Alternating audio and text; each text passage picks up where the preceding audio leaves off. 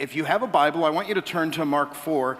I'd like you to have that open so that you could follow along a little bit. Our series through Mark has been in a particular way. We're going through Mark, looking at one thing in particular, which is how to follow quickly after him. And so the first week was following Jesus without pause, that when he calls us, we go, receive his forgiveness, full commitment to conversion and discipleship.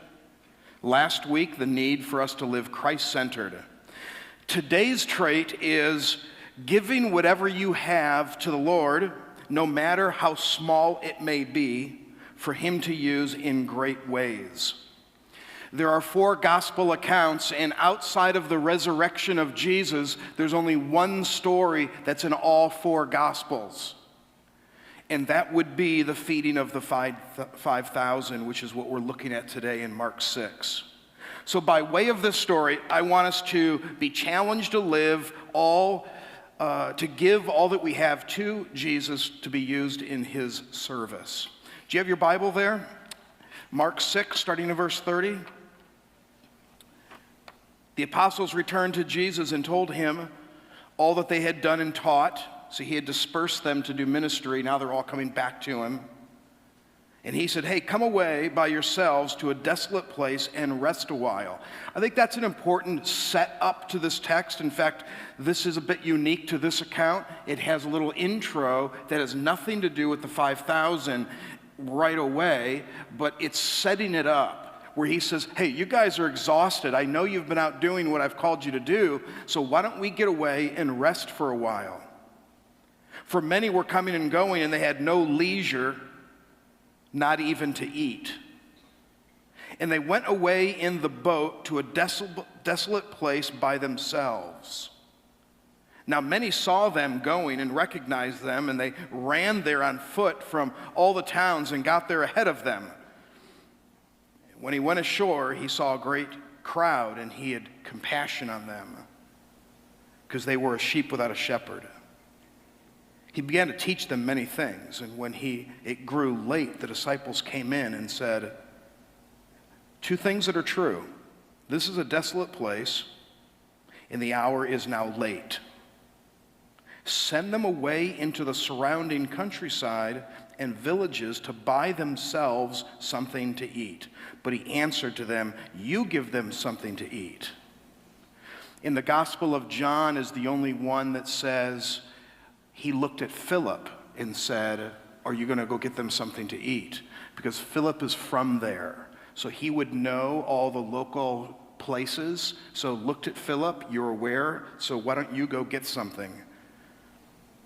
He said, shall we go and buy 200 denarii worth of bread and give it to them to eat? It's almost a year's wages. Are we just going to grab somebody's annual wages and go find bread? He said to them, how many loaves do you have? Go and see. And when they'd found out, they came back and said, 5 and 2 fish. Take a look back up to the top. He's in the boat. It's Sea of Galilee. It's not a very big lake. It goes by different names in the New Testament. There are actually as many as 6 different names for the Sea of Galilee. In the New Testament, there are 3 different names. It doesn't name it here, but it's not real big. The Sea of Galilee is the 2nd lowest lake in the world, the lowest being the Dead Sea. So they're right there. It's not real big, and so not a lot of activity, not a lot of skiing during that day, water skiing. It hadn't caught on yet. And so it was easy to see him pull away, and you know that he's right there. I mean, it's not hard. It's not like, oh, there's 50 boats out there. No, there's one, and that's Jesus. So you can actually move along the side of the coast and look ahead to where he's going, probably even guess whereabouts he would go. It's just a beautiful passage in 34. He went ashore and saw a great crowd, and he had compassion. He was inwardly moved. It's a common characteristic of his. And in ministry, and you're in it too, in whatever degree of where you are in your family and your life,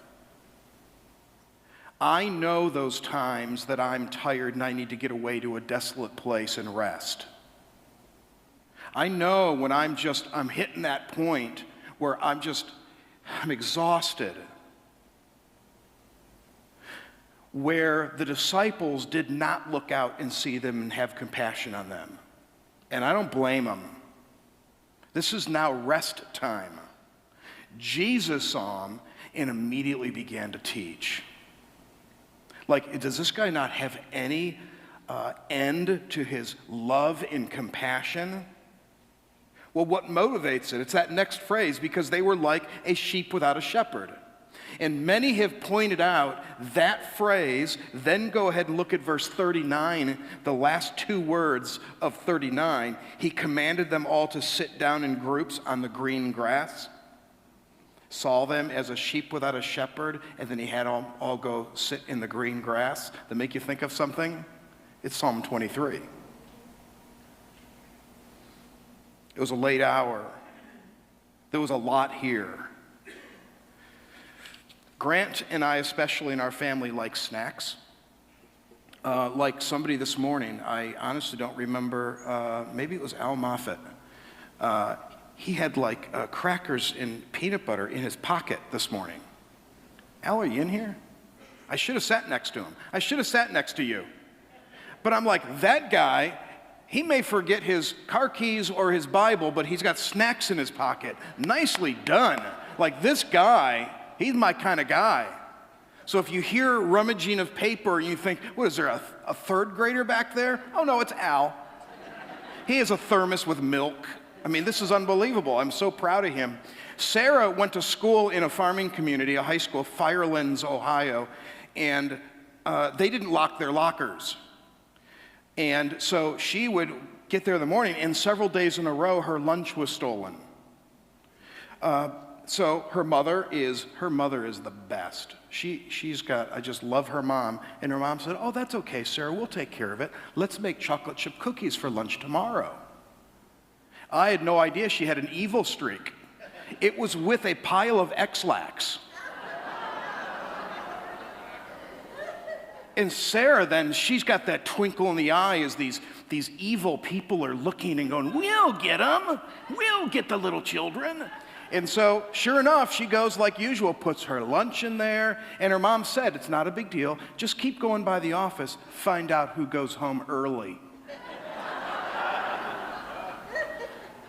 Never had her lunch stolen again. I don't even eat her mom's cookies. I'm still afraid.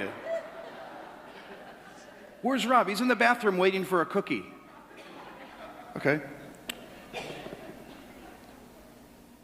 You literally imagine this young kid with his lunch. Now, out of the 4 stories, John's the only one that mentions the boy.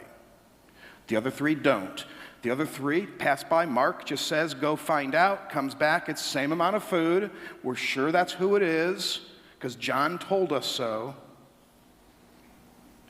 That's huge to the child. And I just love the story. I can't wait to meet the kids someday. Literally, the mom, the dad packed a little lunch with this kind of roasted salted fish and barley bread, which is kind of a low-end bread of the day, and packed his little lunch because he wants to go follow and listen to Jesus. Is that awesome?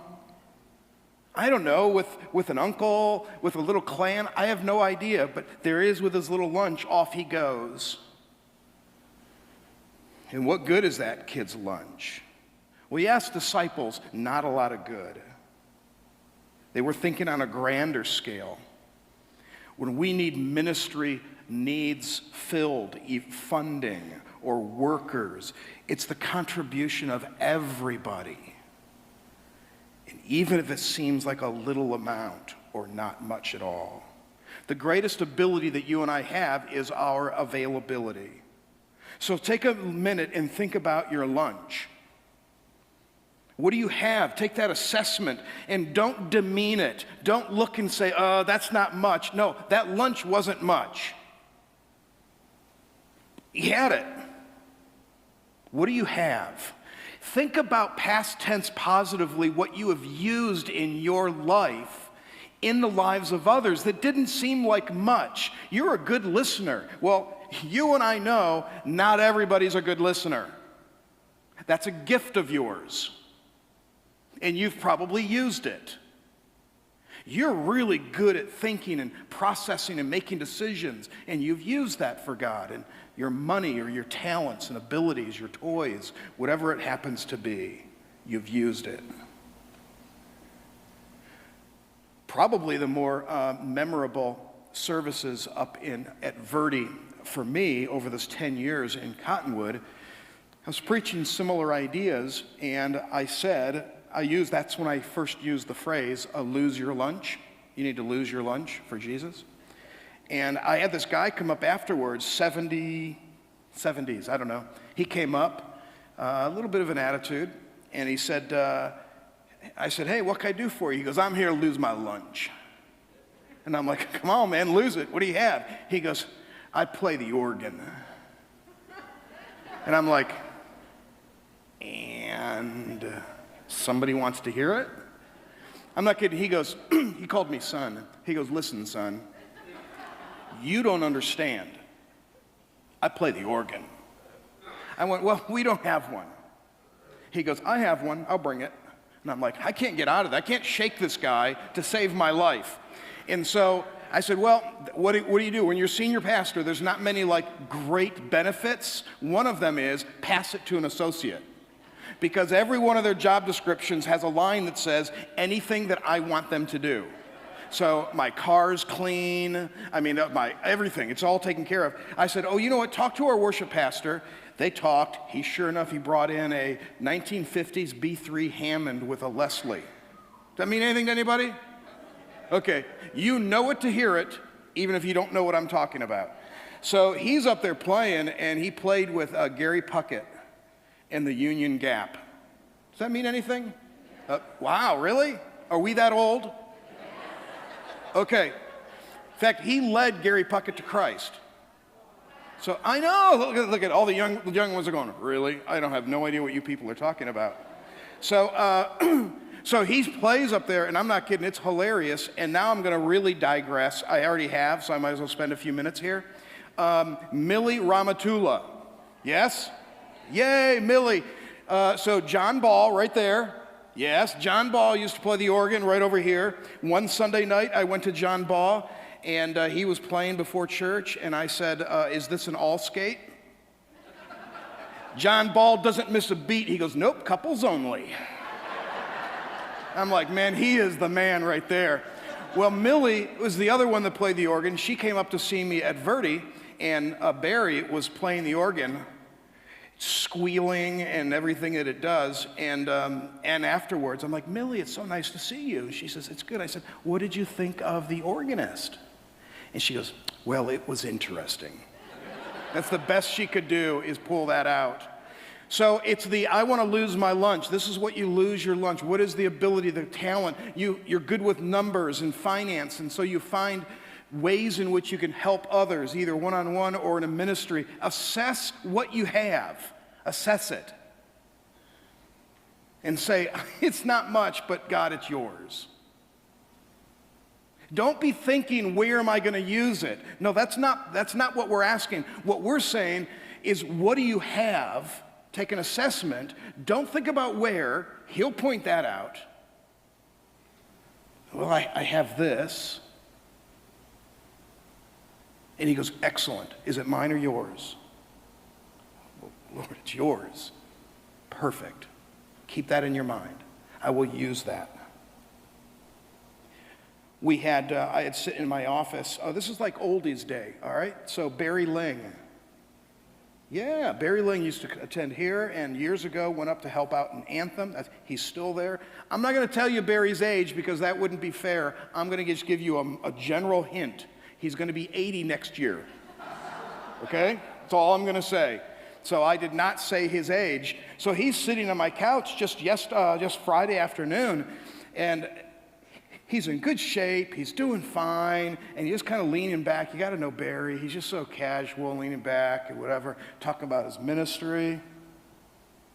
He is regularly headphones online like a young kid playing a game sharing the gospel. Microphone. And he goes, they have no idea how old I am. And I'm sitting there going, I'm listening to you. I think they do.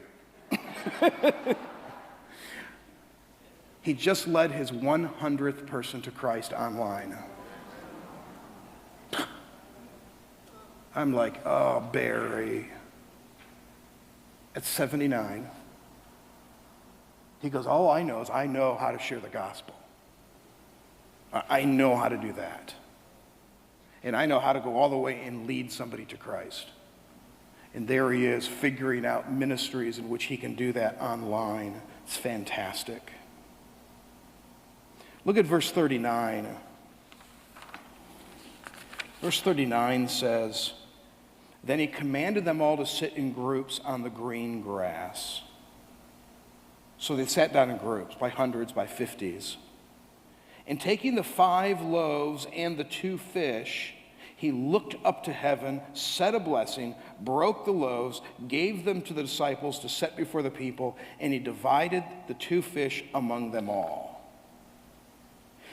I don't know. I read one commentary that said you just got to literally imagine 5,000 people, and that's just a general, it means an enormous amount of people.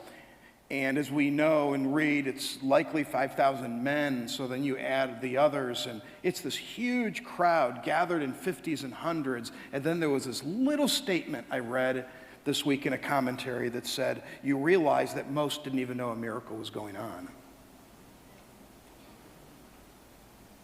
Well, they can't. There's people everywhere. There's people moving everywhere. They have no idea where that came from. The blessing, the holding it up, no, he's blessing the food. This is fantastic. I think that's what he's doing. And then it just kept going and going. And I'm going to tell you, I think the little boy was probably there. I think the miracle was for the disciples to see.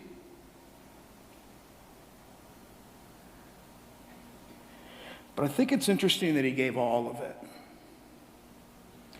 The little boy didn't give partial. Because really, okay, if you're going to take 5 and 2 and feed 5,000, I would have bargained. I'd see the crackers in Al Moffat's pocket, and I'd say, okay, there's 2 for me, there's 2 for him, there's 6 in there, aren't there? Yes, okay. I'm very familiar with the particular snack that he has. So there's 2 for me, there's 2 for Al, and if you're going to go 5,000, I'll take the other 2, and then why don't you break those and go with it? He didn't. I mean, I just can't even imagine. I want to see it someday on that huge jumbotron in heaven where you can just put the text in, and you're going to see it, you're going to be in the middle of it. It's going to be air, it's going to be 15D, and you're just going to be all through it, and it's going to be awesome. I want to see the little kid hand it. Like, are you kidding? I'm here actually from who knows where, but I brought a lot to see you. I never even thought I was going to get that close. Are you saying he wants my lunch? That shaky hand goes, you can have it. I'm so excited he took my lunch. This is awesome. And I don't know, his head down as he's eating, going, I don't understand this. My lunch, that bag was a lot bigger than I had thought it was. This is fantastic. And quite honestly, no offense to Mom, but this bread's even a little better. He gave all of it. So last week we spoke of the concept of nestling up with Jesus in that stern of the boat, that back area, that cushion as Jesus is there. And we spoke specifically in the context of a storm. It's not just in the context of a storm, it's all the time. Where we get up and we face a day and we want to curl up and put the hand under his neck and just sit and rest with him for a moment. So as we do that, we're also saying, and it's so important for us to say this, and it's really not even just for him, it's for ourselves, that we name things and say, my family's your family. And he goes, yeah, I know. And then my voice goes down. Well, no, I mean, like, do as you please with them. And he glances over and he goes, I will, and it'll be best for you. It will? Uh-huh. Then they're yours. My car is yours. Do you mind getting the oil changed? He goes, well, no, you're borrowing it, so you change the oil. Okay, just checking. Right? So then we start giving everything. That's the idea of the little boy, is it doesn't seem like much, and you say, you know what, I'm pretty good at math. And he goes, you actually are really good at math. Well, thank you. It's your talent. I can speak in front of a group. I'm terrific one-on-one. I have a little extra cash. And he goes, are you giving me that little extra cash, or do I get all of it? Oh, it's all yours. So we're resting and we're living this Christ-centered life where his heartbeat matches, or my heartbeat matches his heartbeat. And the struggles of life are all of a sudden, all I care is that I'm alone with him. And I give him everything. So often we'll say in prayer, when you say confess your sin, it's a great idea. God, I'm sorry that I'm doing this. And he goes, it's okay, you're forgiven. I'm sorry that I did this. It's good. But give all your talents too. Well, you know what? I had a great day yesterday because I was serving down at Alongside Ministries. And he goes, oh, I knew you were down there. I was there with you. It was beautiful. Thanks. I'll go anytime you want me to go. Thank you. And I've got these dreams. Well, I'm giving them to you. My family and my car and my money and my abilities and my experiences and my personality. It's all yours. And then we rest. God, I'm going to go face my day. And I want this rest to go with me. And part of it is, everything that's mine is yours. And he goes, yeah, I hear you, but I am happy that you have all of that. Thank you. I'll take care of it. And I'll use it whenever you want me to use it. If you write, if you're good at counseling, if you can fix a car, if you're good at math, if you're an artist, some of you volunteered Alongside Ministry. What a great ministry. Or Phoenix Rescue Mission, Kitchen on the Street, Choices, Salvation Army. These are places that are doing good works. And they all have different needs. And you match what you're good at and say, God, I'm good at all of this. It's not terrific. My mom is probably, and Randy's mom too, is probably the one of the more talented people that you'll meet. I should have gone offline for that in case she's on. Oh, I'm going to have to hear about that. What I meant to say is I know this mom, and so she'll start something and then she just like masters it and she moves on to something else. So she collected antique baby quilts. So like they tell a story. And so she had 30 of these, and they're worth a fair amount. And she would go to historic societies, and she would display them and explain them. I'm not kidding. I'd pay money to not be in that room. I'd pay a lot. They should sell tickets and say, hey, for $50, can I not go? And then she could make a lot of money. But she would go there, and people would listen. Wow. And to all of this, but what she did is the baby quilts were in such a way that she shared the gospel through it. Well, they're paying her to go to this secular historic society because they already heard. They would love to see these things. Like, this is quite a collection. They pay her to go and she shares the gospel. Is that not bad? I know many of you have done similar where you use your ability. One of our own chaplains here who has kind of become sort of the chaplain of a racetrack south of town because they knew they became a chaplain, so he now prays over the thing. It's using what you love. What do you love to do? You give it to God and say, I don't know what this means, but it's yours. It's yours, and I want you to use it. My friends up in Cottonwood know and remember Mary Hackney. Mary Hackney passed away 5 years ago at the age of 84.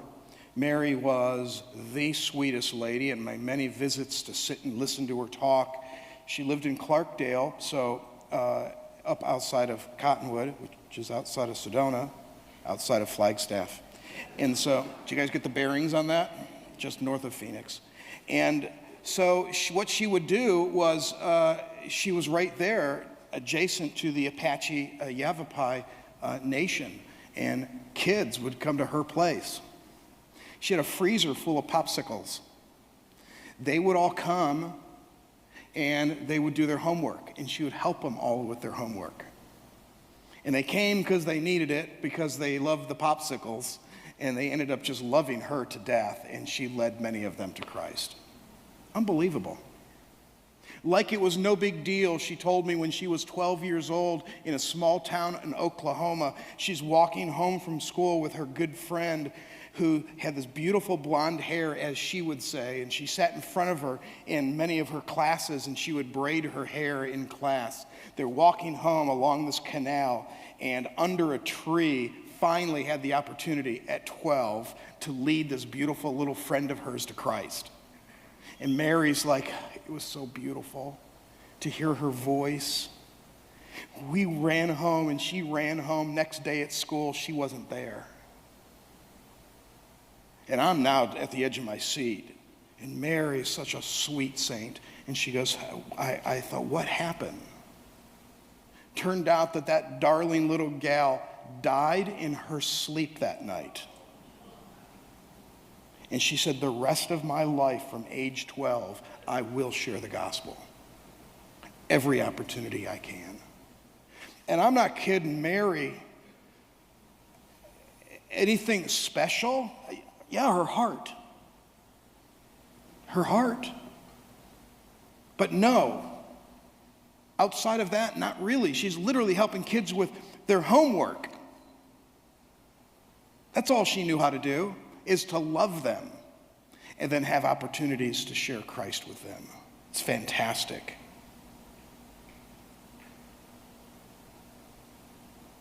Your $10 a week multiplies in the hands of God. Anyone or anything in the hands of God can do what God can do. One of my, I think you know, a soft spot to me are those of you that work in Awana.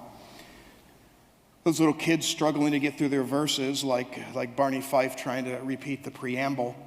And gonna have to Google it. And they're just listening. That's it. The patience, though, the listening. I wasn't in Cottonwood for weeks, and a call came in. We referred to this guy immediately, my assistant did, as Too Little Too Late John. That's what we called him. Guy called us out of the blue, out of nowhere. We had just no idea who he was. His name's John. He has lung cancer, and he needs to know a little bit more about God and eternity. My assistant came in and said, what do you want to do? You want to hand this off to an assistant? And I went, no, you know what? I'll go. It's not far from my house. I'll go. I'll sit with him. So it became one of like 6 or 7 weekly events that I would sit with him. Big old beard, large truck driver, on oxygen because of his lungs. Rough. Probably in about week 6, I had the privilege of leading Too Little Too Late John. I had the privilege of leading him to Christ. But what was so striking to me is he was so excited. We were so open. He just didn't want to. Week 6, he did. We prayed together, finished, and I said, there's a great verse. For God so loved the world that he gave, and he said, his only son. And I went, and whoever believes in him will not perish, but have everlasting life. John, where did you pull that out from? He goes, 70 years ago, I was in like a Sunday school all week in the summer, Vacation Bible School, and I memorized it. 70 years later, it played a part in him coming to know Christ. If there'd be a way to go back to whoever that was, to say, oh, that little kid, that kid right there, that you years later were disappointed because he's away from the Lord, he's this big old truck driver, and he's got a horrible mouth and beer drinking, and just a rough guy, and you thought you lost him. But because you listened, you didn't lose him at all. So what is it that you have? I don't know what it is, but I do know that as you nestle up with Jesus in that stern, you just offer and just start naming it. Your motorcycle, your bicycle, whatever you like. You love to cook. Say that. I love to cook. Whatever it is you enjoy and you like, you just keep handing it and say it's all yours. In 1896, for his Sunday night services, Pastor Sheldon thought he would write a story, 31 chapters. Every Sunday night he would speak one chapter. I don't know how well that would go over, actually, but whatever. After several weeks, literally the crowd is out of control. It's huge. He finished it, and it was published in 1896. There's a copy of it outside the doors in the lobby. I really want you to make sure you grab one on the way out. In His Steps by Charles Sheldon. Grab that on the way out. There's a reason why it is on the list of one of the most published books in history, with 50 million copies. Well, that was because the Chicago Advance, which is the original publisher, failed to register the copyright correctly. So once week 31 hit, and that thing was complete, because it was published every week in a weekly periodical. So all you have to do is collect it. And they're collecting. Week 31, it was instantly published by 3 different publishers. It ended up all over the world. And Charles Sheldon, when asked, hey, sorry about your book, he goes, it wasn't my book. It wasn't my book. If I had it copyrighted, it wouldn't have made it anywhere near where it went. And it wasn't my book. That was God's book. Isn't that beautiful? I love that. So take a snapshot of your life, and my encouragement to you in your devotional reading later today or tomorrow morning as you sit and curl up with Jesus, would you curl up and just simply start naming stuff? It's yours. That's part of us letting go of things. We open up our hands. That's why in worship many times people do that, or in prayer. It's saying, no, I'm empty-handed. It's all yours.